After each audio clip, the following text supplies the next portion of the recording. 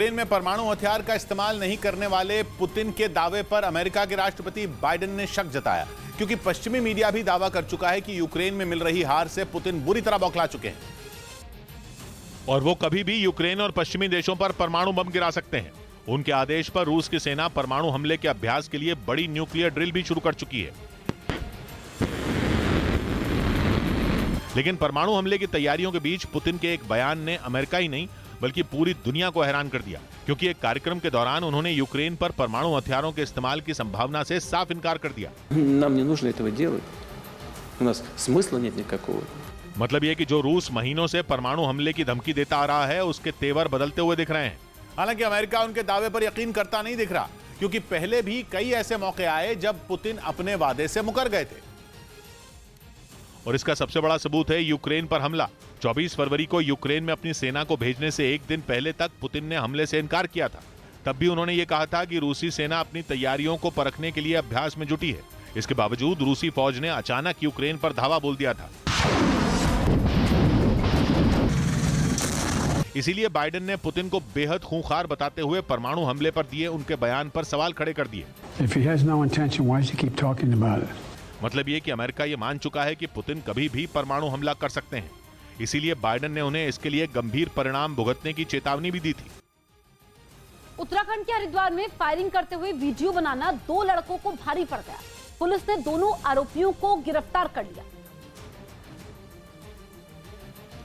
हरिद्वार में 2 लड़कों का बंदूक से गोलियां चलाने का वीडियो सोशल मीडिया पर वायरल हो गया, जिसमें दिखाई दिया कि पहले एक लड़के ने बंदूक से गोली चलाई, जिसके बाद दूसरे लड़के के हाथ में बंदूक आई और उसने 2 बार फायरिंग की। इस बीच पहला लड़का वीडियो बनाता दिखाई दिया, साथ ही वो दूसरे लड़के को फायरिंग के समय झटका लगने की बात भी कहता दिखाई दिया। सोशल मीडिया पर वीडियो वायरल होने के बाद पुलिस ने कार्रवाई करते हुए मामला दर्ज कर लिया। जगह की पहचान की गई, साथ ही वीडियो में दिखाई दे रहे दोनों आरोपियों को गिरफ्तार कर लिया गया। इनमें से एक लड़का यूपी के मेरठ का है और दूसरा लड़का बिजनौर का रहने वाला बताया गया। पुलिस ने आरोपियों के कब्जे से एक बंदूक और कुछ कारतूस भी जब्त किए। इस बीच यूक्रेन की तरफ से एक हैरान करने वाला दावा किया गया। यूक्रेन को डर है कि पुतिन की फौज यूक्रेन में आतंकवादियों जैसे हमले कर सकती है। ये बात यूक्रेन की फौज के बड़े अधिकारियों की तरफ से कही गई। साथ में यह भी दावा किया गया कि यह जानकारी उन्हें रूस की ही फौज के सूत्रों से मिली है, जो यूक्रेन की जंग की दिशा बदल सकती है, क्योंकि यूक्रेन को डर है कि पुतिन इस बार कुछ ऐसा करेंगे जिससे अकेला यूक्रेन नहीं बल्कि यूरोप के कई देश हिल जाएंगे। पिछले कुछ दिनों से ज़ेलेंस्की लगातार पुतिन पर हमला कर रहे हैं, लेकिन इस बार का यूक्रेन का दावा हैरान करने वाला है। यूक्रेन की फौज को लग रहा है कि पुतिन की सेना अब कमजोर पड़ने लगी है। इसीलिए उसने यूक्रेन को तबाह करने के लिए प्लान बी पर काम करना शुरू कर दिया, जो दूसरे हर प्लान से ज्यादा खतरनाक है। यूक्रेन की फौज दावा कर रही है कि हार की झुंझलाहट में पुतिन सब कुछ तबाह करना चाहते हैं। यूक्रेन का दावा है कि खैरसोन में पुतिन के पैरों तले जमीन खिसक रही है, इसलिए वो अब आतंकी साजिश बुनने में लगे हैं। ऐसी साजिश जिसका मकसद यूक्रेन को पाना या जमीन के किसी टुकड़े पर कब्जा करना नहीं होगा, बल्कि मकसद होगा केवल तबाही करना, ताकि यूक्रेन भी अपनी सेना की जीत का जश्न न मना पाए। और दावा यह है कि पुतिन की साजिश ज़ापोरिज़िया न्यूक्लियर पावर प्लांट को निशाना बनाने की है। यूक्रेन की फौज के अधिकारियों का दावा है कि इस न्यूक्लियर पावर प्लांट को उड़ाने का प्लान बना लिया गया है, ताकि बहुत बड़े पैमाने पर तबाही की जा सके। ज़ापोरिज़िया न्यूक्लियर पावर प्लांट पूरे यूरोप का सबसे बड़ा पावर प्लांट है। पूरे यूक्रेन को बिजली इसी पावर प्लांट से पहुंचती है। इतने बड़े न्यूक्लियर पावर प्लांट को अगर उड़ाया गया तो किसी और परमाणु धमाके की जरूरत नहीं पड़ेगी। जितना नुकसान किसी एक परमाणु बम से होगा, उससे भी कहीं ज्यादा नुकसान इस पावर प्लांट को उड़ाकर किया जा सकता है। ऐसी रेडिएशन फैल सकती है जिसकी चपेट में यूरोप के कई देश तक आ सकते हैं। ज़ापोरिज़िया न्यूक्लियर पावर प्लांट एक ऐसा टाइम बॉम्ब है जिसके ऊपर पुतिन की सेना बैठी हुई है। जंग शुरू हुई थी फरवरी के आखिरी हफ्ते में और मार्च में इस पावर प्लांट पर पुतिन का कब्जा हो गया था। उसी वक्त से कहा जा रहा था कि न्यूक्लियर पावर प्लांट पर कब्जा करने के पीछे बहुत बड़ी साजिश है। लेकिन अब दावा किया जा रहा है कि पुतिन उस वक्त भी बहुत आगे की सोच रहे थे। ये पावर प्लांट पुतिन के लिए प्लान बी हो सकता है, यानी इसका इस्तेमाल सिर्फ उस वक्त किया जाएगा जब खैरसोन या ज़ापोरिज़िया पुतिन के हाथ से निकलने वाला होगा। और यूक्रेन की फौज यही दावा कर रही है। ज़ेलेंस्की बार बार कह रहे हैं कि वो खैरसोन पर फिर से कब्जा करने वाले हैं, और खैरसोन के कुछ इलाकों में तो वो रूस की फौज को खदेड़ भी चुके हैं। पिछले कुछ दिनों से लगातार यूक्रेन में परमाणु बम से होने वाली तबाही की आशंका जताई जा रही है। पहले पुतिन की तरफ से तो बाद में यूक्रेन की तरफ से डर्टी बम के दावे किए जाते रहे हैं, लेकिन इस बार ज़ेलेंस्की का डर डर्टी बम से भी बड़ा है। उनका दावा है कि पुतिन ने जापोरिजिया न्यूक्लियर पावर प्लांट को उड़ाने का प्लान बना लिया है, लेकिन ये काम पुतिन अपनी फौज से नहीं करवाएंगे। बल्कि यूक्रेन का दावा है कि पुतिन ये काम बिल्कुल ऐसे करवाएंगे जिससे ये आतंकी हमला लगे। यानी किसी भी तरह पुतिन की फौज के चेहरे पर कालिक न पुते, पुतिन के लिए सांप भी मर जाए और लाठी भी न टूटे। हालांकि खैरसॉन पर यूक्रेन के दावे हैरान करने वाले हैं। एक तरफ पुतिन खैरसॉन से आगे बढ़ने की बात कर रहे हैं, दूसरी तरफ यूक्रेन का दावा है कि वो रूस की फौज को खदेड़ रहा है। इसीलिए संकेत ये भी मिल रहे हैं कि यूक्रेन में एक बहुत बड़ी तबाही दस्तक दे रही है।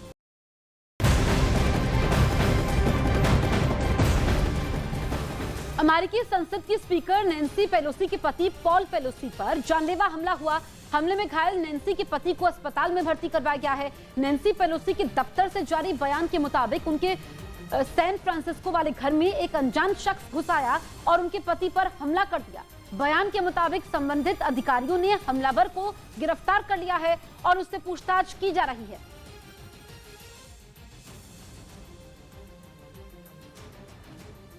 इधर बिहार विधानसभा के उपचुनाव में मुख्यमंत्री नीतीश कुमार आरजेडी उम्मीदवारों के लिए प्रचार नहीं करेंगे। गठबंधन में रहते हुए प्रचार से उनके इनकार पर सियासत शुरू हो गई। हालांकि उन्होंने प्रचार न करने की वजह अपने पेट और पैर में लगी चोट को बताया। ठीक हो जाएगा तो वहीं बीजेपी ने पलटवार करते हुए महागठबंधन पर निशाना साधा। गठबंधन कम, ठगबंधन ज्यादा है। बिहार की मोकामा और गोपालगंज सीट पर नवंबर में उपचुनाव होंगे। इस बीच शाहरुख खान ने बीसीसीआई की तारीफ की।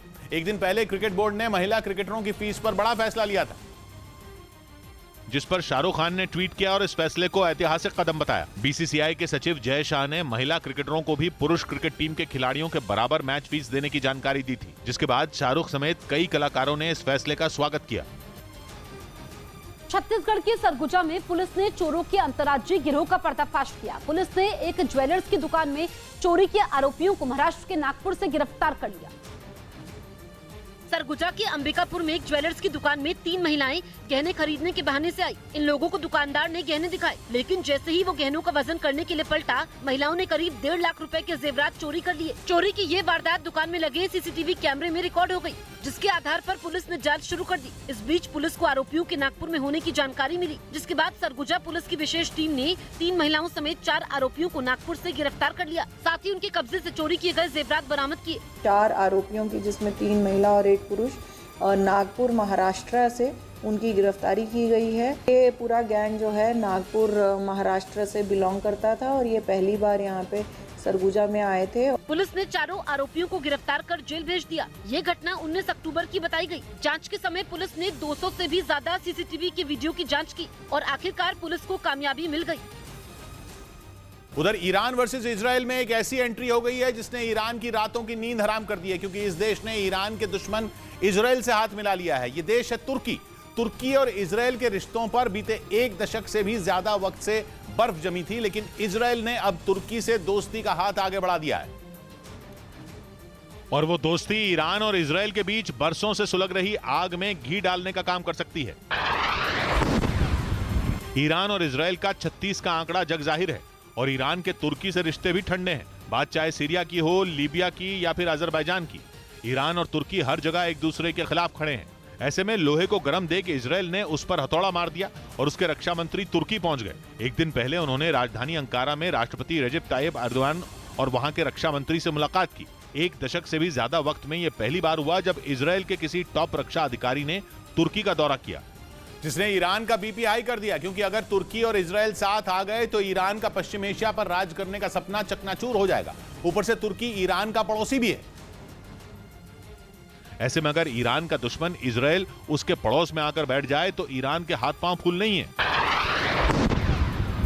जून में ही खबर आई थी कि ईरान तुर्की में मौजूद इजराइल के नागरिकों को निशाना बना सकता है। कहा गया था कि तुर्की ने ही यह खुफिया जानकारी इजराइल को पहुंचाकर ईरान का प्लान चौपट कर दिया था। तभी से इजराइल और तुर्की की बढ़ती नजदीकियों ने ईरान की त्योरियां चढ़ा दी थी। ईरान की टेंशन जायज भी है, क्योंकि पश्चिम एशिया के इस इलाके में ईरान, तुर्की और इजराइल तीनों बड़ी ताकतें हैं। तीनों की सेनाएं भी दमदार हैं और तीनों ही एक से बढ़कर एक हथियार बनाने में भी लगे हैं। इसलिए इजराइल और तुर्की के साथ आने का मतलब है कि ईरान का खेल खत्म।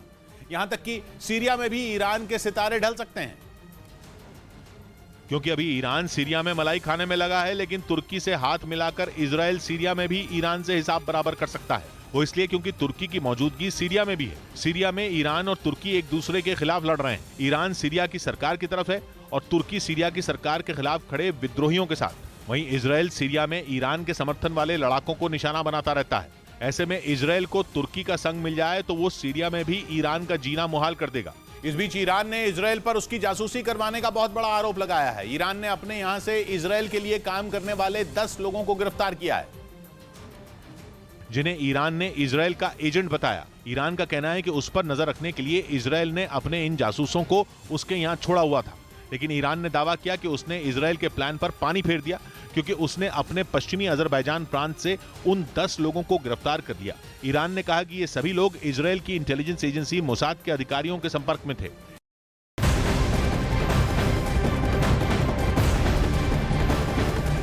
पाकिस्तान के पूर्व पीएम इमरान खान ने आईएसआई को कड़ी चेतावनी दी। इमरान ने कहा कि वो आईएसआई का पर्दाफाश कर सकते हैं, लेकिन देश की बेहतरी के लिए ऐसा नहीं करना चाहते। पाकिस्तान तहरीक इंसाफ के अध्यक्ष इमरान खान ने एक रैली के समय ये बातें कही। कंटेनर पर सवार इमरान ने महंगाई के मुद्दे को उठाया और कहा कि पाकिस्तान महंगाई में डूब चुका है। उन्होंने कहा असली आजादी मार्च का उद्देश्य पाकिस्तान को आजाद करवाना है। मैं बहुत कुछ कह सकता हूँ, आपको जवाब दे सकता हूँ, लेकिन मैं ये नहीं चाहता कि मेरे मुल्क के इदारे कमजोर हों। और मैं आज जो निकला हूँ, ये मेरा जो सफर है, ये मेरा सफर जो इस्लामाबाद पहुंचेगा। मुंबई में संयुक्त राष्ट्र सुरक्षा परिषद की अहम बैठक हुई, जहां विदेश मंत्री एस जयशंकर सीमा पार से होने वाले हमलों पर जमकर बरसे। इस दौरान उन्होंने 26/11 मुंबई हमले का भी जिक्र किया और आतंकवाद को अंतर्राष्ट्रीय शांति और सुरक्षा के लिए बड़ा खतरा बताया। Acts of terrorism are criminal and unjustifiable. यही नहीं, एस जयशंकर ने 26/11 हमले के गुनहगारों को सजा नहीं दिए जाने पर नाराजगी जताई। राजस्थान के बांसवाड़ा में बीजेपी महिला मोर्चा ने राजस्थान सरकार के खिलाफ जमकर प्रदर्शन किया। आरोप है कि गहलोत सरकार ने बिजली के दाम अचानक बढ़ा दिए, जिससे नाराज होकर बीजेपी के कार्यकर्ताओं ने जमकर नारेबाजी की। महिला कार्यकर्ताओं के सड़क पर बैठने से हाईवे बंद हो गया और वहां लंबा जाम लग गया। झारखंड के हजारीबाग में बड़ा हादसा टल गया। एक पेट्रोल पंप पर खड़े ट्रक में भीषण आग लग गई, जिस पर काफी मुश्किल से काबू पाया गया। पेट्रोल पंप पर खड़े ट्रक में लगी आग और आसपास जमा लोगों की भीड़। ये तस्वीरें हैं हजारीबाग के गिद्दी इलाके की। यहाँ पेट्रोल पंप पर एक ट्रक खड़ा हुआ था, अचानक उसमें आग लग गई। इससे पहले कि कोई कुछ समझ पाता, आग ट्रक के अगले हिस्से में फैल गई और धीरे धीरे आग फैलने लगी। हालांकि आसपास के लोगों ने समझदारी दिखाई। लोगों ने पानी और बालू की मदद से आग को काबू करने की कोशिश की। साथ ही फायर ब्रिगेड को भी सूचना दी गई, जिसके बाद मौके पर पहुंची फायर ब्रिगेड ने काफी मशक्कत के बाद आग पर काबू पाया। आग लगते ही ट्रक का ड्राइवर मौके से फरार हो गया। गनीमत रही कि आग ज्यादा नहीं फैली। अगर पेट्रोल पंप पर आग फैलती तो बड़ा हादसा हो सकता था। इस हादसे का वीडियो पेट्रोल पंप पर मौजूद एक आदमी ने रिकॉर्ड कर लिया, जो वायरल हो गया।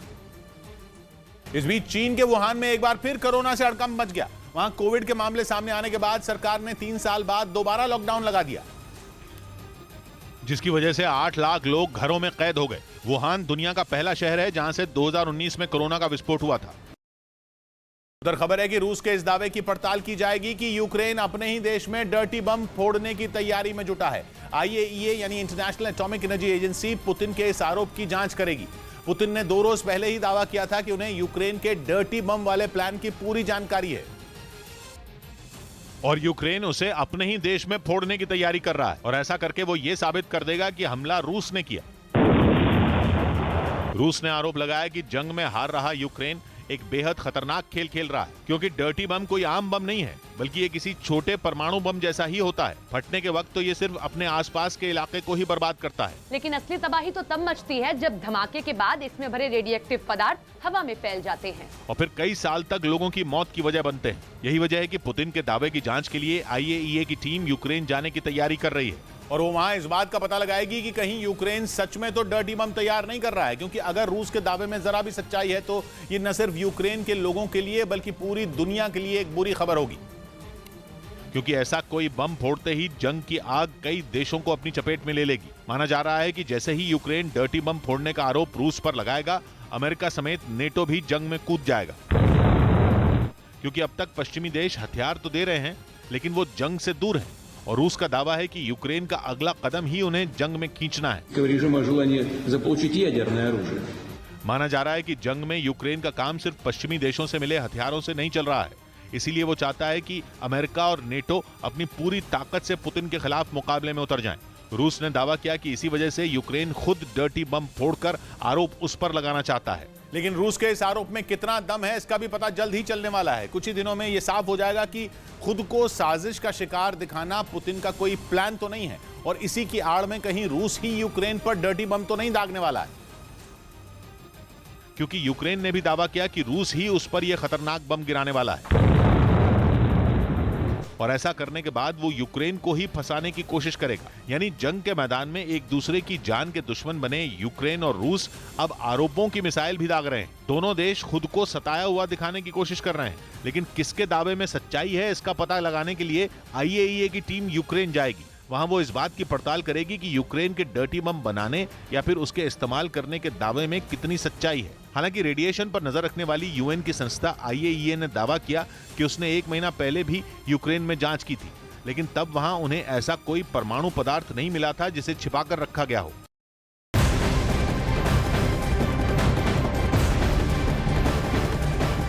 इस वक्त की बड़ी खबर आ रही है, महाराष्ट्र के सांगली में सड़क हादसा हुआ है। मजदूरों को लेकर जा रही ट्रक पलट गया।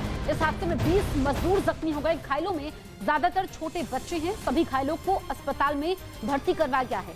बड़ी खबर हम आपको बता रहे हैं सड़क हादसे से जुड़ी हुई, जहां पर सांगली से जालना जा रहे थे सभी लोग, जिसमें मजदूर भी शामिल थे, उनके बच्चे भी थे और हादसा होता है। महाराष्ट्र में यह हादसा होता है जिसमें कई लोग घायल हुए हैं। 20 मजदूर जख्मी हैं, जिसमें छोटे बच्चे भी शामिल हैं। घायलों को अस्पताल में भर्ती करवाया गया है।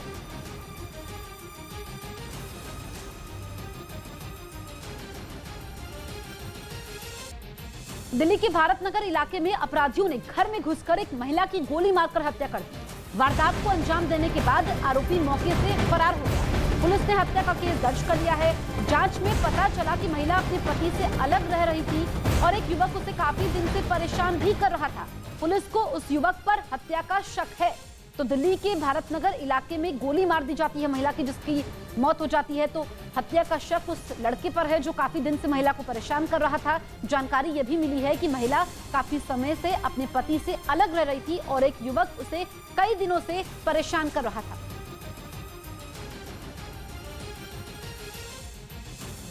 इधर चीन और पाकिस्तान को जवाब देने के लिए भारतीय सेना की नई सड़कें तैयार हो गई।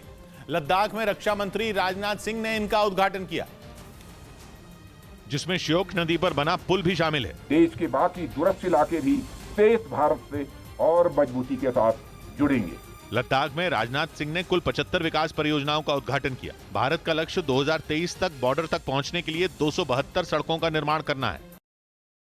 उत्तर प्रदेश के बलिया में समाजवादी पार्टी के विधायक के बेटे और पुलिस वालों के बीच जोरदार बहस हुई। पुलिस ने उन्हें रेलवे स्टेशन के पास गाड़ी खड़ी करने से मना किया था, जिससे वो इतना नाराज हो गए कि उन्होंने रोड पर ही हंगामा करना शुरू कर दिया। यहाँ गाड़ी लाके पार्क की हो। वहीं जैसे ही इसकी जानकारी विधायक संग्राम सिंह यादव को मिली, वो भी वहां पहुंच गए। हालांकि काफी देर बाद मामला शांत हुआ। यूपी के हाथरस में 2 पक्षों के बीच मारपीट हुई, जिसमें कई लोग घायल हो गए। इस बीच मारपीट का वीडियो सोशल मीडिया पर वायरल हो गया। वीडियो में कुछ लोग एक दूसरे पर लाठी चलाते दिखाई दिए। एक दूसरे पर बेरहमी से लाठियां बरसाई गई। इस मारपीट में महिलाएं भी पीछे नहीं रही, वो भी दूसरों से मुकाबला करती दिखी। इस बीच महिलाओं पर भी हमला किया गया। मारपीट की वारदात में 5 से ज्यादा लोग घायल हो गए, जिन्हें मौके पर पहुंची पुलिस ने अस्पताल भिजवाया। फिलहाल उनका जिला अस्पताल में इलाज चल रहा है। मारपीट की वारदात हाथरस जिले के हाथीसा गांव की है, जहां पटाखा जलाने की बात पर हुए विवाद ने 2 गुटों के बीच खूनी संघर्ष का रूप ले लिया। मारपीट का वीडियो मौके पर मौजूद एक आदमी ने कैमरे में रिकॉर्ड कर लिया, जो सोशल मीडिया में वायरल हो गया। फिलहाल पुलिस ने मामला दर्ज कर लिया है और घटना की जांच में जुटी है। इस बीच T20 मैच में जिम्बाब्वे से हार के बाद पाकिस्तान के पूर्व खिलाड़ी भड़क गए। मोहम्मद आमिर ने हार पर PCB के चीफ रमीज राजा को जमकर खरी खोटी सुनाई और ट्वीट कर सस्ते सिलेक्टर की सस्ती सिलेक्शन करार दिया। साथ ही PCB चीफ रमीज राजा के इस्तीफे की भी मांग की। एक दिन पहले कांटे के मुकाबले में पाकिस्तान को जिम्बाब्वे ने 1 रन से हरा दिया था, जिसके बाद वहां के कई क्रिकेटर पाकिस्तान क्रिकेट बोर्ड पर भड़के हुए।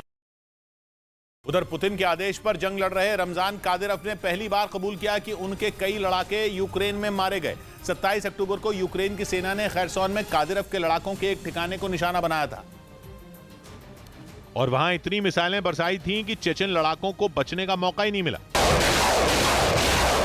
यूक्रेन ने दावा किया था कि उनके हमले में 40 से ज्यादा चेचन लड़ाके मारे गए थे। यूक्रेन के मुताबिक कादिरोव के वो लड़ाके एक बिल्डिंग में जमा हुए थे ताकि खैरसोन में यूक्रेन की सेना पर बड़े हमले को अंजाम दिया जा सके, लेकिन इससे पहले कि वो अपने इरादे में कामयाब हो पाते, यूक्रेन ने ही हमला बोल दिया। उसकी मिसाइलों ने उस बिल्डिंग को धराशायी कर दिया जहां चेचन लड़ाके मौजूद थे। हालांकि तब रमजान कादिरोव की तरफ से अपने जवानों के मारे जाने पर एक बयान तक नहीं आया था। लेकिन अब कादिरोव इस बात को मान रहे हैं कि यूक्रेन ने उनके चेचन लड़ाकों पर अब तक का सबसे जोरदार हमला किया था। कादिरोव के इस कबूलनामे को जंग में रूस की सेना की बढ़ रही परेशानी से जोड़कर देखा जा रहा है, जो यूक्रेन की सेना के हाथों बुरी तरह मार खा रही है। उसके हाथ से जीते हुए इलाके भी फिसलते जा रहे हैं। लेकिन रमजान कादिरोव जब भी सामने आए, उन्होंने यही दावा किया कि वो यूक्रेन को घुटनों पर लाकर रहेंगे और इसके लिए हर बार उन्होंने अपने चेचन लड़ाकों पर भरोसा जताया। लेकिन माना जा रहा है कि ये पहली बार है जब वो इस बात को मान रहे हैं कि यूक्रेन ने उन्हें तगड़ी चोट दी है। चेचन कमांडर ने इसको माना कि 27 अक्टूबर को हुए यूक्रेन के हमले में उनके 23 चेचन लड़ाके मारे गए, जबकि बिल्डिंग में मौजूद 58 से ज्यादा लड़ाके बुरी तरह घायल हो गए। और कहा जा रहा है कि उनके इसी कबूलनामे से पता चलता है कि जंग में यूक्रेन भारी पड़ रहा है।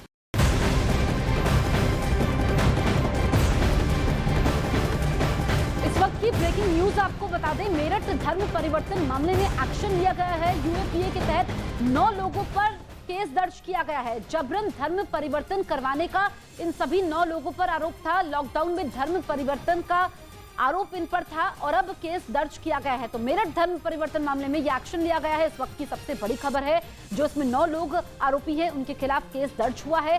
दरअसल इन सभी 9 लोगों पर जबरन धर्म परिवर्तन करवाने का आरोप है और लॉकडाउन में इन लोगों ने धर्म परिवर्तन करवाया था। बढ़ते हैं आगे। मध्य प्रदेश के सिवनी से हैरान करने वाली तस्वीर सामने आई। वहां पेंच टाइगर रिजर्व में सड़क पर बाघ दिखने से लोग दहशत में आ गए। वहीं बाघ को देखते हुए कुछ लोगों ने उसका वीडियो बना लिया, जो अब वायरल हो रहा है। तो एमपी के सिवनी का यह मामला है, जहां पर पेंच टाइगर रिजर्व में ये बाघ देखा गया। और ऐसा आमतौर पर कम होता है कि जो लोग सफारी का मजा लेते हैं, सामने से इस तरीके से बाघ दिख जाए। हालांकि जब लोगों ने देखा तो दहशत जरूर मच गई, लेकिन ये कुछ देर में बाघ चला भी गया बिना कुछ किए। उत्तर प्रदेश के एटा में भीषण हादसा हो गया। एक वैन में आग लगने से अफरा तफरी मच गई। घटना में वैन जलकर राख हो गई। वैन में आग का वीडियो सामने आया, जिसमें दिखाई दिया कि एक वैन में भीषण आग लगी, जो बहुत तेजी से पूरी वैन में फैल गई। वैन में एक एलपीजी सिलेंडर भी लगा था, जो आग लगने की वजह से फट गया। इस सिलेंडर से गैस तेजी से निकलने लगी, जिसकी वजह से आग की तेज लपटें उठने लगी। वैन में लगी भीषण आग को देखकर आसपास के इलाके में अफरा तफरी मच गई। इस बीच सूचना मिलते ही फायर ब्रिगेड की टीम मौके पर पहुंची और काफी मुश्किल से आग पर काबू पाया। हालांकि तब तक पूरी वैन जलकर राख हो चुकी थी। वैन हापुड़ जिले की एक संस्था की बताई गई, जो अवैध रूप से घरेलू गैस सिलेंडर से चलाई जा रही थी। माना जा रहा है कि इसी वजह से कार में आग लगी। फिलहाल पुलिस ने मामला दर्ज कर लिया है और घटना की जाँच में जुटी है। इधर खबर है कि एलएसी पर चीन की चुनौती से निपटने के लिए भारत ने आधुनिक मालवाहक विमान बनाने का काम शुरू कर दिया, जिसकी तैनाती के बाद भारतीय सेना की ताकत कई गुना बढ़ जाएगी। क्योंकि देश में ही तैयार किया जा रहा C-295 एयरक्राफ्ट सैनिकों को लेकर ऊंचे पहाड़ी इलाकों में बनी छोटी हवाई पट्टियों में उतरने में सक्षम होगा। इस योजना के तहत वायुसेना को ऐसे 56 विमान मिलेंगे, जिनकी पहली खेप अगले साल सितंबर तक पहुंचने की उम्मीद है। उत्तर पंजाब के फिरोजपुर में भारत पाकिस्तान सीमा पर बीएसएफ ने हथियारों की बड़ी खेप बरामद की।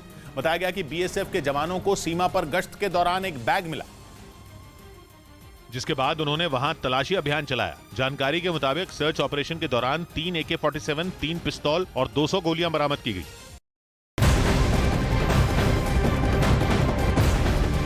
बड़ी खबर इस वक्त की हम आपको बता दें, उत्तराखंड में माइनिंग कारोबारी की हत्या के आरोप में पुलिस ने बम्बीहा गैंग के 4 शूटर्स को गिरफ्तार कर लिया है। पंजाब पुलिस की एंटी गैंगस्टर टास्क फोर्स यानी कि AGTF और काउंटर इंटेलिजेंस टीम के साथ ही उत्तराखंड पुलिस और दिल्ली पुलिस की स्पेशल सेल ने संयुक्त पंजाब के SAS नगर से बम्बीहा गैंग के 4 शूटर्स को गिरफ्तार किया।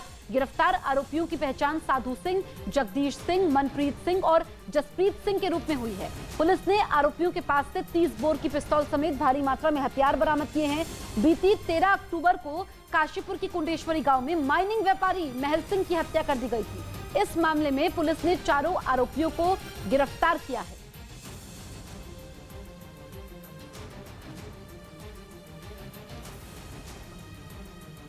यूपी के आगरा से चौंकाने वाला एक वीडियो सामने आया। वहां बीच सड़क पर एक लड़का आसमान में ताबड़तोड़ फायरिंग करता दिखाई दिया, जिसका वीडियो सोशल मीडिया पर वायरल हो गया, जिसमें वो फायरिंग करता नजर आया। सामने आए वीडियो में डीजे की धुन पर हवा में फायरिंग करने लगा। उस लड़के ने कुछ सेकंड के अंदर ही 2 राउंड फायरिंग की। गनीमत ये रही कि उसकी गोलीबारी के समय किसी को नुकसान नहीं पहुंचा। वहीं फायरिंग का वीडियो सामने आने के बाद पुलिस मामले की जांच में जुट गई। हालांकि दावा किया जा रहा है कि ये वीडियो जन्माष्टमी कार्यक्रम का है, जो अब वायरल हुआ। इस बीच राजस्थान में बेटियों की सौदेबाजी के मामले में राष्ट्रीय मानवाधिकार आयोग और गहलोत सरकार आमने सामने आ गए। एक दिन पहले एनएचआरसी ने इस मामले में राजस्थान सरकार को नोटिस जारी किया था और पूरे मामले पर 4 हफ्ते में रिपोर्ट मांगी तो राजस्थान सरकार ने आयोग पर ही निशाना साध दिया। उनको यहाँ की पुलिस से पहले बात करनी चाहिए थी। आरोप है कि राजस्थान में स्टैंप पेपर पर बेटियों की सौदेबाजी कर उन्हें दूसरे राज्यों में भेजा जाता है। यूक्रेन के राष्ट्रपति जेलेंस्की ने इटली से खतरनाक एयर डिफेंस सिस्टम देने की गुहार लगाई ताकि उनकी सेना रूस की तरफ से होने वाले मिसाइल और ड्रोन के हमलों को नाकाम कर सके, क्योंकि अक्टूबर की शुरुआत में क्राइमिया के कर्ज ब्रिज पर हमले से भड़के पुतिन ने यूक्रेन की राजधानी कीव समेत कई शहरों को ताबड़तोड़ हवाई हमलों से दहला दिया था। पश्चिमी मीडिया ने दावा किया था कि रूस ने इन हमलों में अपनी घातक मिसाइलों के साथ ही ईरान से मिले शाहिद 136 आत्मघाती ड्रोन का इस्तेमाल किया था, जिनसे हुए धमाकों ने ऐसी तबाही मचाई कि पूरा यूक्रेन करा उठा था। यूक्रेन का आरोप है कि इन हमलों में रूसी सेना ने रिहायशी इलाकों को भी निशाना बनाया था, जिसमें कई लोगों को जान गंवानी पड़ी। इसीलिए जेलेंस्की ने रूसी मिसाइलों और ड्रोन के हमलों से बचने के लिए इटली से घातक एयर डिफेंस सिस्टम SAMP-T देने की मांग कर दी।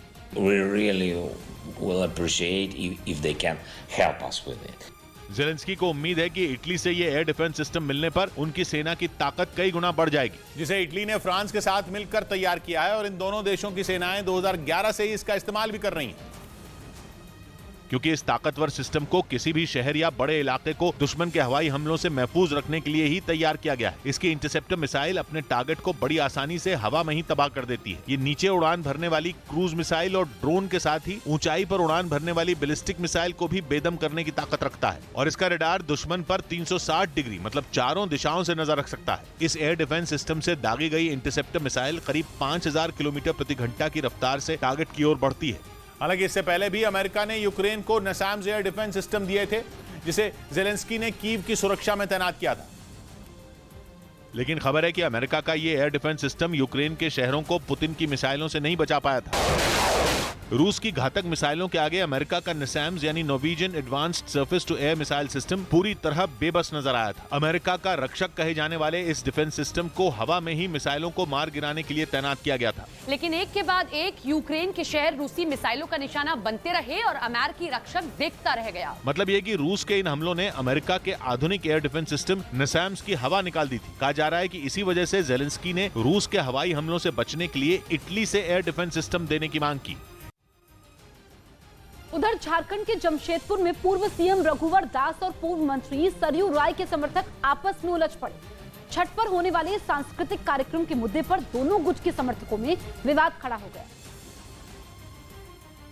इस बीच कार्यकर्ताओं में लात घूंसे चलने लगे। इस मारपीट में कुछ कार्यकर्ता चोटिल भी हो गए। पहले दोनों समर्थकों में आपस में बहसबाजी हुई, फिर ये बहसबाजी मारपीट में बदल गई। जिसके हाथ में जो आया वो उसी से पीटने लगा। कोई कुर्सी से पीट रहा था तो कोई डंडे से। वहाँ से जो तस्वीर सामने आई वो हैरान करने वाली थी। बड़ी संख्या में दोनों पक्ष के कार्यकर्ता मारपीट कर रहे थे। वहीं कुछ समर्थकों ने तो टेंट तक उखाड़ दिए। वहीं छठ कार्यक्रम में इस्तेमाल होने वाली कुर्सियों को दोनों समर्थकों ने तोड़ दिया। दोनों पक्ष ने सिद्धगौड़ा थाने में एक दूसरे के खिलाफ शिकायत दर्ज करवाई है। घटना के बाद वहाँ काफी संख्या में पुलिस बल तैनात किया गया है।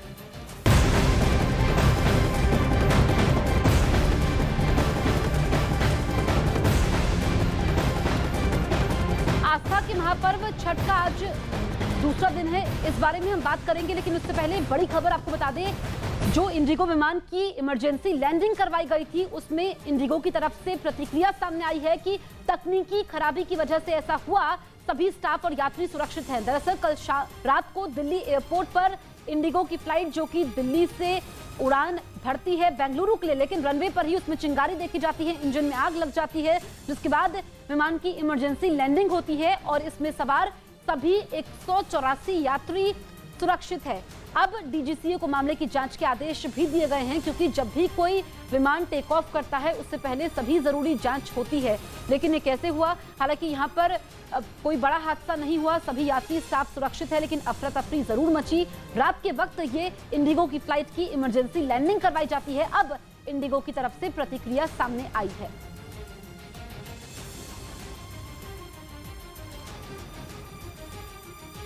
हरियाणा के सूरजकुंड में चल रहे गृह मंत्रियों और राज्यों के डीजीपी के चिंतन शिविर को प्रधानमंत्री नरेंद्र मोदी ने वर्चुअली संबोधित किया, जिसमें उन्होंने फेक न्यूज से बचने के लिए लोगों को शिक्षित करने पर जोर दिया। कोई भी चीज आती है उसको फॉरवर्ड करने से पहले 10 बार सोचो भाई। चिंतन शिविर में सभी राज्यों के गृह मंत्रियों के अलावा कई विभागों के अधिकारी भी मौजूद रहे। टीटीपी यानी तहरीके तालिबान पाकिस्तान के सैकड़ों आतंकियों ने पाकिस्तान में घुसपैठ की। टीटीपी पर पाकिस्तान में कई आतंकी हमलों को अंजाम देने के आरोप हैं। और अब इसी खतरनाक संगठन के सैकड़ों आतंकी हथियारों के साथ पाकिस्तान में घुसपैठ करते दिखाई दिए। अफगानिस्तान के मीडिया ने दावा किया कि ये आतंकी पाकिस्तान के उत्तर वजीरिस्तान में दाखिल हुए। हालांकि पाकिस्तान ने टीटीपी आतंकियों की घुसपैठ की खबर को नकार दिया।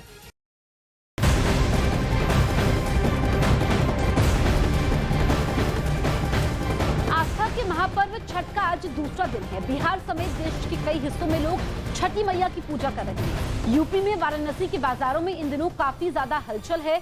यहाँ बने पीतल के सूप काफी पसंद किए जा रहे हैं। इन पर तरह तरह की नक्काशी भी की जाती है। इनमें सूर्य भगवान के चित्र, केले के पेड़ के चित्र बनाए जाते हैं। कारोबारियों के मुताबिक अब तक वाराणसी से 6 करोड़ से ज्यादा का कारोबार हो चुका है। केवल वाराणसी ही नहीं, बिहार, झारखंड, पश्चिम बंगाल समेत कई राज्यों के लोग यहाँ सूप खरीदने आ रहे हैं।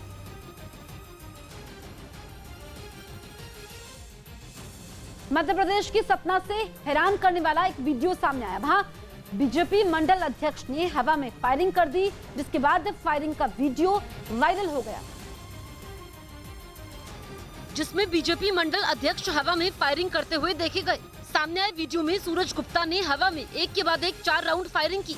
जब वो फायरिंग कर रहे थे उस समय वहाँ कुछ और लोग मौजूद थे, जिन्होंने ये वीडियो बनाया और उसे वायरल कर दिया। वहीं फायरिंग का वीडियो कई लोगों ने अपने सोशल मीडिया अकाउंट पर भी अपलोड कर दिया। ये वीडियो 24 अक्टूबर का है। वीडियो वायरल होने के बाद भी पुलिस ने अब तक कोई कार्रवाई नहीं की है। ऑस्ट्रेलिया में खेले जा रहे T20 वर्ल्ड कप में अफगानिस्तान और आयरलैंड के बीच होने वाला मुकाबला बारिश की भेंट चढ़ गया। मेलबर्न में हो रही लगातार बारिश की वजह से मैच शुरू ही नहीं हो पाया। इसलिए दोनों टीमों को एक एक अंक दे दिए गए, जिसके बाद आयरलैंड ग्रुप 1 में न्यूजीलैंड के बाद दूसरे नंबर पर पहुंच गया, जबकि अफगानिस्तान ग्रुप में 6ठे स्थान पर बना हुआ है। उधर इजराइल ने सीरिया को धमकी दी है कि अगर उसने ईरान के साथ मिलकर चरमपंथी संगठन हिजबुल्ला को हथियार पहुंचाए तो वो सीरिया को छोड़ेगा नहीं। इजराइल ने बिल्कुल साफ साफ कहा कि अगर सीरिया नहीं माना तो वो सीरिया पर बमों की बरसात कर देगा।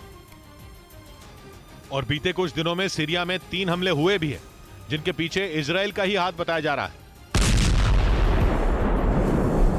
हाल ही में एक रिपोर्ट में दावा किया गया था कि ईरान सीरिया और लेबनान के लिए मदद भेजने के नाम पर वहां हथियार पहुंचा रहा है, और इसमें सीरिया के राष्ट्रपति बशर अल असद के भाई उसका पूरा साथ दे रहे हैं। हिजबुल्लाह लेबनान का ही शिया मुस्लिम चरमपंथी संगठन है, जिसे ईरान का पूरा समर्थन है। इस वजह से हिजबुल्लाह और इजराइल एक दूसरे के कट्टर दुश्मन हैं। 2006 में तो इजराइल और हिजबुल्लाह के बीच जंग भी छिड़ी थी। इसलिए इजराइल ने सीरिया को चेतावनी दी कि वो ईरान की मदद करना बंद कर दे। इधर दिल्ली से करीब गाजियाबाद से हैरान करने वाली कुछ तस्वीरें सामने आई। वहां मामूली बात पर 2 पक्षों में बवाल हो गया, जिसके बाद जमकर मारपीट हुई और दोनों पक्षों के लोग एक दूसरे पर ताबड़तोड़ लात घूंसों से वार करने लगे। देखते ही देखते सड़क पर दोनों पक्ष के लोग जमा हो गए। जो जिस पर भारी पड़ा उसने उसको पीटना शुरू कर दिया। इस बीच वहाँ पर कुछ और महिलाएं मौजूद थी, जो एक दूसरे पर हमला करते दिखी। कुछ लोग जब महिलाओं को छुड़ाने की कोशिश कर रहे थे, तभी एक महिला वहीं गिर गई। इस मारपीट में दोनों पक्ष के कई लोग को गंभीर चोटें आई हैं, जिसके बाद उन्हें अस्पताल में भर्ती करवाया गया। वहीं वहां मौजूद कुछ लोगों ने मारपीट का वीडियो बना लिया, जो अब वायरल हो रहा है। वीडियो के आधार पर पुलिस ने एक आरोपी को गिरफ्तार किया है।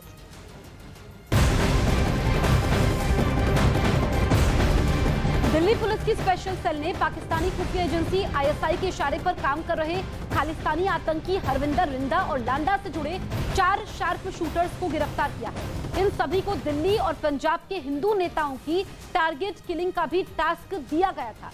पुलिस ने आरोपियों के पास से चीन के बने ग्रेनेड, AK-47 असॉल्ट राइफल और 9 सेमी ऑटोमेटिक पिस्तौल बरामद की है, जो पाकिस्तान से ड्रोन के जरिए पंजाब भेजी गई थी।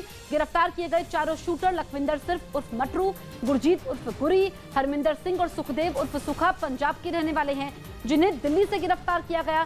खालिस्तानी आतंकवादियों का मददगार हरविंदर सिंह रिंदा 2020 में भारत से फरार होकर इस्लामाबाद चला गया था। खुफिया एजेंसियों के मुताबिक रिंदा पंजाब, हरियाणा समेत देश के कई राज्यों में हथियारों की तस्करी में शामिल भी है।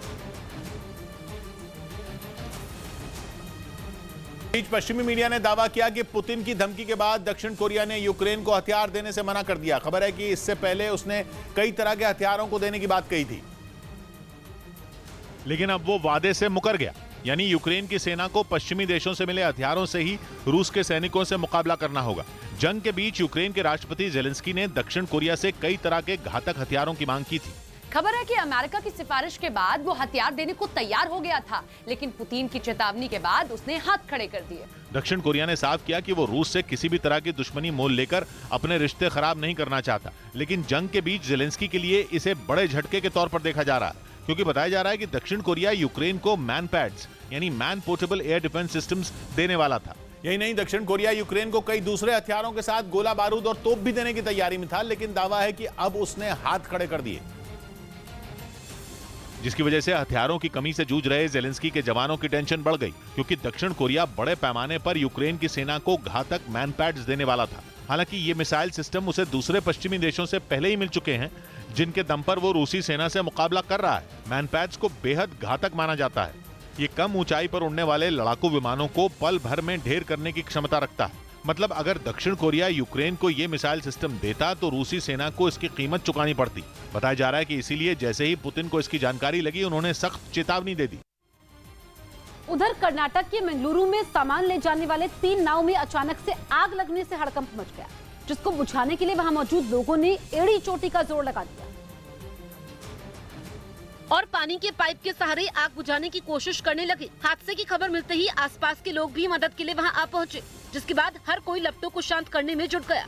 लेकिन तब तक आग इतनी विकराल हो चुकी थी कि उस पर काबू पाना मुश्किल हो गया। पूरे इलाके को काले धुएं के गुबार ने घेर लिया। थोड़ी ही देर में आग पहले से भी ज्यादा भड़क गई, जिसकी चपेट में वहाँ कई और नाव आ गयी। बताया गया कि मौके पर पहुंची दमकल की टीम ने इस आग पर काबू पाने की कोशिश की, जिसके लिए दमकल कर्मी लगातार उस पर पानी की बौछार करते दिखे। लेकिन दमकल कर्मी जिस पाइप के सहारे इस आग पर काबू पाने की कोशिश कर रहे थे, उस पाइप में ही लीकेज थी, जिसके बाद एक लड़के ने अपने हाथ से उस लीकेज को रोकने की कोशिश की। दिल्ली में इंडिगो के विमान की आपात लैंडिंग के मामले की उड्डयन मंत्रालय ने जांच के आदेश दिए हैं। कल दिल्ली से बेंगलुरु जा रही इंडिगो की फ्लाइट के इंजन में आग लगने के बाद इमरजेंसी लैंडिंग हुई थी। कल रात विमान में बैठे यात्रियों में उस वक्त हड़कंप मच गया था जब उन्होंने खिड़की से इंजन में लगी आग को देखा। विमान की उड़ान भरते समय ही ये घटना सामने आई थी। इस वजह से विमान को दिल्ली एयरपोर्ट पर ही रोक दिया गया था। दिल्ली पुलिस के मुताबिक इंडिगो की फ्लाइट को दिल्ली से बेंगलुरु जाना था, लेकिन उड़ने के पहले ही उसमें चिंगारी निकली, जिसके बाद विमान को रनवे पर रोका गया और फिर आग को बुझाया गया। विमान में मौजूद सभी 184 लोग सुरक्षित थे। 2 तस्वीरें आपके सामने। इंडिगो की प्रतिक्रिया भी सामने आई है और अब डीजीसीए पूरे मामले की जांच कर रही है। इधर पश्चिम बंगाल में छठ पूजा से पहले पोस्टर वॉर छिड़ गई, जिनमें टीएमसी और बीजेपी दोनों पार्टियों के नेताओं पर लापता होने का आरोप लगाया गया। और इसी कड़ी में आसनसोल के टीएमसी सांसद शत्रुघ्न सिन्हा के छठ पूजा पर लापता होने के पोस्टर लगाए गए। वहीं दूसरी तरफ बीजेपी नेता अग्निमित्र पॉल के लापता होने के भी पोस्टर नजर आए। हालांकि ये पता नहीं चल पाया कि पोस्टर किसने। उधर उत्तर प्रदेश के फिरोजाबाद में दिन दहाड़े बदमाश और पुलिस के बीच मुठभेड़ हो गई, जिसमें एक बदमाश गोली लगने से घायल हो गया, जबकि दूसरा फरार हो गया। के पास से नाजायज असलाह मोटरसाइकिल बरामद की गई। आरोप है कि बदमाश लूटपाट की फिराक में थे। बताया गया कि पुलिस ने पीछा कर उन्हें घेर लिया और फिर मुठभेड़ शुरू हो गई। इधर महाराष्ट्र के नवी मुंबई में हॉर्न बजाने को लेकर हुए विवाद में कार सवार कुछ लोगों ने मिलकर मोटरसाइकिल चला रहे एक आदमी की बेरहमी से पिटाई कर दी। ये घटना 16 अक्टूबर की बताई जा रही है, जिसका वीडियो अब सामने आया है, जिसमें रात के वक्त बीच सड़क पर 2 लोग एक आदमी से मारपीट करते दिखे। इस घटना का जो वीडियो सामने आया, उसमें 2 लड़के हेलमेट पहने एक आदमी को सड़क पर घसीट कर मारते नजर आए। इस बीच उनके साथ एक लड़की भी दिखाई दी। थोड़ी देर बाद उन लोगों ने उसी के हेलमेट से उस पर ताबड़तोड़ वार करना शुरू कर दिया। वो लोग काफी देर तक उसे मारते रहे, जबकि वो आदमी उन्हें समझाने की कोशिश करता रहा, लेकिन कार सवार लड़कों पर उसका कोई असर नहीं हुआ और वो दोनों एक बार फिर उस पर टूट पड़े। हेलमेट से वार करने की वजह से वो आदमी सड़क पर ही बेसुध हो गया, जिसके बाद वो तीनों कार में बैठकर वहां से फरार हो गए। बाद में उस बाइक सवार आदमी को अस्पताल पहुंचाया गया। इस घटना के बाद पुलिस सीसीटीवी वीडियो के आधार पर आरोपियों का पता लगाने में जुटी है। इस बीच ऑस्ट्रेलिया के पूर्वी तट के इलाकों में आई बाढ़ से भारी नुकसान हुआ, जिसकी वजह से वहां के लोगों का जीना मुहाल हो गया, क्योंकि पानी में घर से लेकर गाड़ियां तक डूब गईं और लोग छतों पर बैठे नजर आए। ऑस्ट्रेलिया के पूर्वी तट पे बारिश इतनी ज्यादा हुई है कि महीनों से लोग वहां बाढ़ की मार झेल रहे हैं। उधर खबर है कि उत्तर कोरिया के शासक किम जोंग उन ने फिर बैलिस्टिक मिसाइल का टेस्ट किया। दक्षिण कोरिया का दावा है कि उसके सैन्य अभ्यास से किम आग बबूला हो गए और इसीलिए उन्होंने एक और बैलिस्टिक मिसाइल का टेस्ट कर लिया। यही नहीं, खबर है कि किम परमाणु परीक्षण की तैयारी में भी हैं। दक्षिण कोरिया के राष्ट्रपति ने भी इसकी आशंका जताई थी और दुनिया को अलर्ट किया था। बताया जा रहा है कि कई तरह की अलग अलग मिसाइलों के टेस्ट के बाद किम परमाणु परीक्षण करना चाहते हैं, ताकि कोई दुश्मन देश उत्तर कोरिया की तरफ आंख उठाकर देखने की भी हिम्मत न कर पाए। बताया जा रहा है कि कुछ दिनों पहले ही किम ने 2 ऐसी क्रूज मिसाइलों का परीक्षण किया था जिनमें परमाणु हथियार भी लोड किए जा सकते हैं, और इन परीक्षणों के बाद से ही यह माना जा रहा है कि किम परमाणु परीक्षण की तैयारी में जुटे हैं। उधर दिल्ली के नजदीक हरियाणा के गुरुग्राम में पुलिस ने दिवाली की रात कार से आतिशबाजी करने वाले 3 लोगों को गिरफ्तार कर लिया। इस घटना का एक वीडियो सोशल मीडिया पर वायरल हो रहा है, जिसमें कुछ लोग काले रंग की एक चलती कार से ताबड़तोड़ आतिशबाजी करते दिखाई दिए। इस घटना का जो वीडियो सोशल मीडिया पर वायरल हो रहा है, उसमें कार के पीछे पटाखों का एक डिब्बा रखा दिखाई दिया और उससे लगातार पटाखे छूटते नजर आए। हर पटाखे के साथ आसमान में चिंगारी उड़ती दिखाई दी। इस बीच सड़क से कई गाड़ियां भी गुजरती रहीं, लेकिन कार सवार लोगों को इससे कोई फर्क ही नहीं पड़ा। काफी देर तक शहर की सड़कों पर वो घूम घूम कर इसी तरीके से पटाखे फोड़ते रहे। बाद में इस घटना का एक वीडियो सोशल मीडिया पर वायरल हो गया, जिसके बाद पुलिस ने मामले में कार्रवाई करते हुए इस घटना में शामिल 3 लोगों को गिरफ्तार कर लिया। इधर उत्तर प्रदेश के कासगंज से हैरान कर देने वाला एक वीडियो सामने आया। वहां कोर्ट परिसर में 2 महिला वकील हाथापाई करती दिखाई दी। बाद में ये वीडियो सोशल मीडिया पर वायरल हो गया, जिसमें 2 महिलाएं एक दूसरे पर थप्पड़ बरसाती नजर आईं। इस घटना का जो वीडियो सामने आया उसमें 2 महिला वकील आपस में बहस करती दिखाई दी, लेकिन देखते ही देखते बात इतनी बढ़ गई कि दोनों के बीच हाथापाई शुरू हो गई। हालांकि इस दौरान वहां मौजूद कुछ लोगों ने मारपीट कर रही महिलाओं को छुड़ाने की कोशिश की, लेकिन उन दोनों ने एक न सुनी और एक दूसरे के बाल पकड़कर लात घूंसे चलाती रही। घटना की जानकारी मिलने के बाद पुलिस ने दोनों के खिलाफ केस दर्ज कर लिया और मामले की जांच में जुट गई। इधर हरियाणा के सिरसा में प्रशासन ने निर्मल सिंह नाम के एक ड्रग्स तस्कर के मकान को बुलडोजर चलाकर ध्वस्त कर दिया। आरोप है कि उसने पंचायत की जमीन पर कब्जा करके अवैध तरीके से मकान बनवाया था, जिसको हटाने के लिए उसे कई बार नोटिस भी दिया गया था। और जब उसने अवैध मकान को नहीं हटाया तो प्रशासन की एक टीम ने बुलडोजर चलाकर उसे मिट्टी में मिला दिया। इस घटना का जो वीडियो सामने आया उसमें खुदाई करने वाली एक भारी भरकम मशीन मकान के अलग अलग हिस्से को ध्वस्त करती दिखाई दी। थोड़ी ही देर में बुलडोजर ने ड्रग्स तस्कर के पूरे मकान को जमींदोज कर दिया। इस बीच वहां धूल का गुबार उठता नजर आया। इसे बेच के और पैसा कमा के अवैध प्रॉपर्टी बनाई हुई है और अवैध जगह पे बनाई हुई है, पंचायत जगह पे। प्रशासन की इस कार्रवाई के समय कई बड़े अधिकारी वहां मौजूद रहे। इसके अलावा वहां भारी संख्या में पुलिस के जवान भी तैनात दिखाई दिए, ताकि किसी तरह का कोई बवाल होने पर उसे वक्त रहते संभाला जा सके।